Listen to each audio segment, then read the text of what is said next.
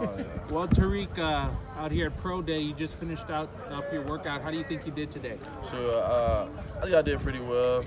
At the combine, I did drills and stuff, but today I wanted to establish that I can move even better and improve from what I did at the combine. And also, I didn't do bench and broad at the combine, so today I did it. And, broad, I thought I could jump farther, but they had me do it like 16 times. But the bench, I felt great after that just because I was telling people, I was like, oh, I don't know about the bench. Because I didn't do it at the combine, so I was like, I don't know about the bench. I made it like 5 or 6.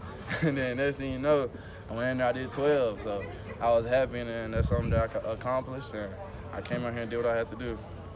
How much was that bench press something you had worked on the last few weeks? Were you training for this moment? Oh, yeah. So throughout my whole training process, I was here in Florida. So I was working on bench like all the time. But before I left Florida, we wanted to have like a certain number to meet. So that way at the combine, if I did want to do it, I have a chance. And then I didn't meet that number. So at the combine, I flew here, worked out, did upper body a couple times here. And then sure enough, Pro Day came.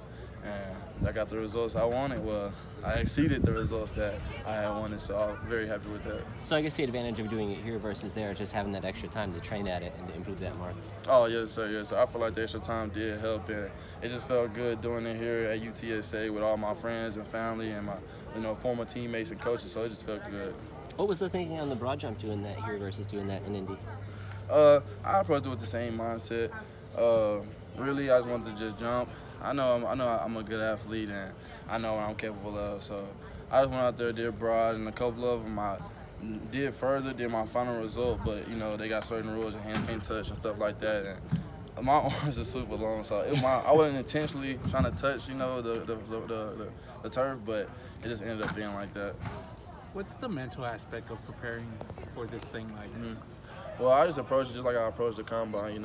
Same training regimen, just make sure I stay focused. And I know from a combine to now, it gives you different things to work on because you hear from the different teams and what they see and what they can, tell you to improve on. So I approached it with the same mindset, knowing that I just had different things to improve on, and I did that today. Since the Senior Bowl and Combine, it seems like you've had a lot of attention. Is that kind of fair to say your stock has kind of risen these last few months? Oh, yeah, no, it's safe to say that, yes, sir. I feel like, going into Senior Bowl, I had like different question marks about me, like, oh, we hear this guy's an athlete, oh, we hear about this guy doing this and that, and I was able to showcase it in front of all 32 teams and versus, bigger competition because they say Conference USA, we don't have that much competition, so went out there and displayed I can go against some guys at bigger schools, and then once I did that, my draft stock risen, and then next thing I went to the Combine, I handled business and, ended up making history, so that helped me out a lot because you really don't see a lot of guys my size, running the 4.2. So it's always a blessing. And then just coming here today and showcase that I improved from Senior Bowl to Combine to now, it's just a great feeling. So I feel great with what I did today, feel happy. Do you ever look back at that week where they switched you from a wide receiver to a DB and then think about that to now? I mean, it wasn't that long ago, but it seems like it was. Oh, yeah. No, I think about it because it was when I found out he wanted to do it, I'd be at practice trying to sneak to the receiver drills, and Coach Wilson would be like, no, go to the cornerbacks. I'd be like, no, I'm a receiver. He'd be like, no, go to the cornerbacks. And I was a young guy, I really didn't see it. And a couple other coaches were like, you really can do this. You can get paid doing this. So just looking back at it now, it was just a blessing in disguise. And now that I'm older, I understand, and I'm just happy that it all happened and, played out this way. Yes, sir. What's next for you now? Between now and the Combine, what are you going to work on? So I have a couple of visits with teams, some on Zoom, some in person. I have a Zoom tomorrow with the Buccaneers, and then I fly to Las Vegas to the Raiders April 11th.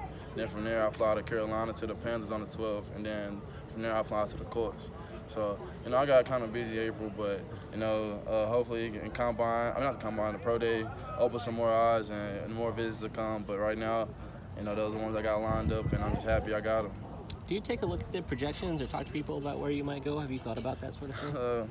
Honestly, I pay attention to it a little bit. I wouldn't say I don't, but I really don't focus on it too much just because, a guy can get drafted anywhere. You could be first round, seventh round. My thing is I just want to be there longer. You could be a first round pick. I could be a 6th round pick. I just want to be there longer than that first round pick. So, the only thing different is the money that you start off with. But obviously, if you're in the game longer than somebody else, then all that extra money and stuff will come. So I'm not really worried about it too much. But it would be nice to go first 3 rounds, and that's something I've been hearing: first 3 rounds, second round, third round, and stuff like that. But I really don't let it get to me. It's just a blessing to be in that position. So I wouldn't have anything in the way. This technically is going to be probably your last day you're going to be on this field doing anything from a football standpoint. Memories? Yeah, I made more memories at the old facility than this one, but just being here with this facility being built and coming out here the first day of fall camp, and we all like, oh yeah, we got grass field, turf look good, and the grass is fresh. So I made a pretty good amount of memories here, and at the old practice field I made a lot more. So it's not everything doesn't really feel real right now, but slowly and surely as the draft get here, it'll start coming into light and start feeling real. But right now I've been letting it all sink in, and since I've been here in San Antonio, I've still been around these guys just because I miss them. I was going training, so it just feels good to be around them again. Yes, sir. Thank you, Tariq.